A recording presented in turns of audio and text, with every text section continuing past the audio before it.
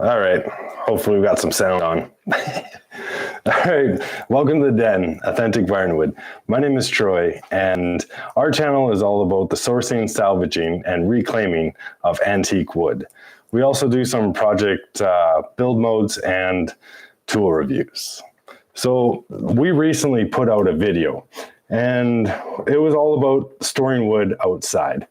Outdoor wood storage. The actual title of it is Stop Ruining Your Do-It-Yourself Project Wood with These Outdoor Storage Tips. Now, that could change, but the main thumbnail says Outdoor Wood Storage Tips. Now, this live is actually kind of a continuation of that and the backstory behind the actual video itself, why I made it, and most importantly, some of the tips that we all can consider when storing our barnwood outside. Well, now this isn't just barnwood. This could be any type of wood actually storing outside, but since we're into barnwood, I guess we'll stay with that. So I know like stacking wood outside, doesn't sound like there's a whole lot to it, and there really isn't.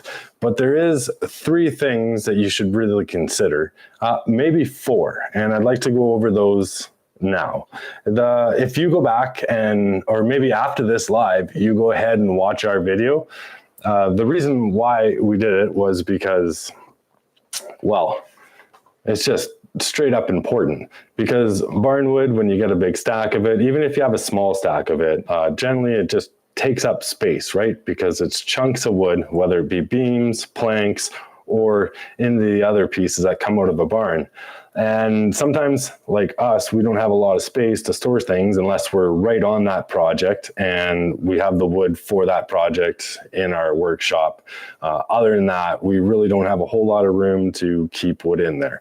So for us, we keep it outside, and we've been storing wood outside and we've made all the mistakes. So we know exactly what not to do. And now we got a pretty good system on how we go about things. So the video that I made there, it was something that I put together in the summer. I just quickly set the camera up and just kind of went with it, because I know I hadn't put out a video for a long time, but I knew if I had the content, I would eventually get one out. So that video there kind of gives you the rundown on how we store beams. And actually the only difference in that video, if you were to store planks, would be that I personally wouldn't put as wide of a gap in between each of the rows. And they would come down to the 3/4 inch. So without further ado, for us, when we're storing wood outside, there's a few things that we consider, and number 1 is the biggest, absolutely the biggest, because when wood's outside, it's going to get wet. No matter what you do, it's going to get wet because there's rain, depending on where you live, there could be snow. So that comes down to airflow, because when this wood does get wet, it needs to breathe, and it needs that air going through to pick the moisture up out of the wood and carry it away from the wood, keeping your wood dry for the next time that you want to do a do-yourself type project and you want to dig into your pile, or maybe you're storing it to sell it. So that beams, like I was saying in the video that we used, 2x2, that's generally what we use to keep the separation between all of our wood for beams.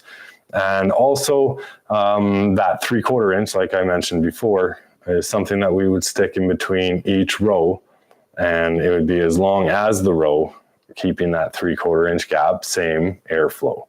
Okay, so that's huge. That's huge. That's something that I quite often see when scrolling through want ads, right, or listings of barnwood or other types of wood, and you come across those ones, and it just makes you cringe, right, because it's just like a stack of really, really nice wood, but then it's just heaped all together, and you're like, wow, I don't know, like, doesn't look like it's stored very well, right, and there's like some snow on it or something. So yeah, that kind of goes into another step, but keeping it nice and neat like that also gives a great photo too, because that's half the battle when you're trying to sell something, especially online.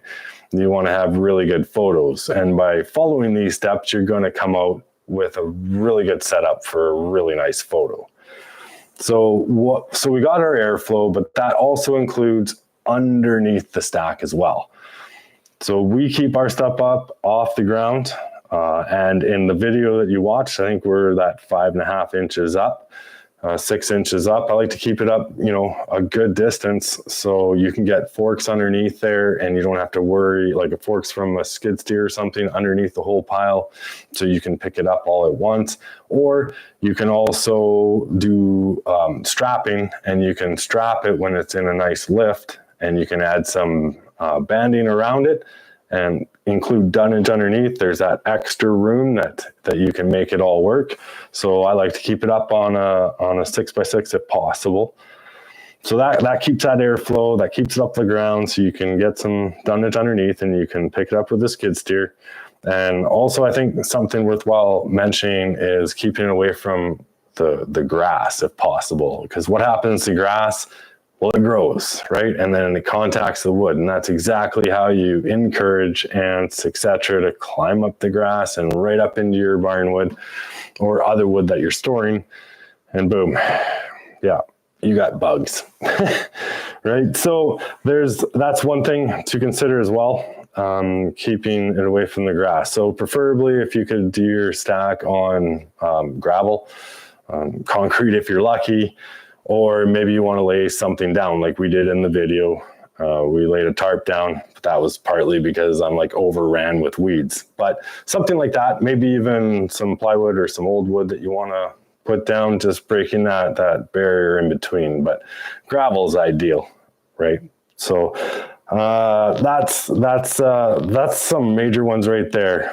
The last one that we should all do when storing the wood outside is to cover it. And that's to cover it with something to break that UV light coming down, which is going to damage your wood. Well, turn it gray anyway, so it's going to hit it and weather it pretty fast. And that's the thing with this old wood, like it weathers so fast that you could actually use that as your advantage too. And you could maybe lay out all the wood, but it would have to sit there for quite a while, maybe a year or more, before it starts turning gray itself. So you could turn wood gray. We do that sometimes we have a couple houses actually right now that are out in the wild, and we just left the brown board on it, didn't touch it. We're just letting it turn gray. And yeah, it takes a couple years, but you can turn wood gray. But if you're stacking it and you're storing it, you may not want to turn it gray. So keep a lid on it. That'll also keep the rain out of it as well, right? So when rain and right now snow, like that's what we'll keep out of it. So it's nice if you had some tin. That's pretty good. Or tarp. We used a tarp in the video. Although, like, we didn't even have it actually in our driveway for long enough to put tin on it. I think it was like within the week we sold all of it. So glad I was able to make that video because, well, there just wouldn't have been any video, like, because there'd be no wood to stack in video because there'd be no wood because I sold it. So it'd be like a really shit video. But anyways, so those are some of the things to consider when storing wood outside. If you do want to see exactly how we've done it, and it kind of summarizes exactly what this live stream is about, feel free to go ahead and check our video, outdoor wood storage. Now I got to figure out.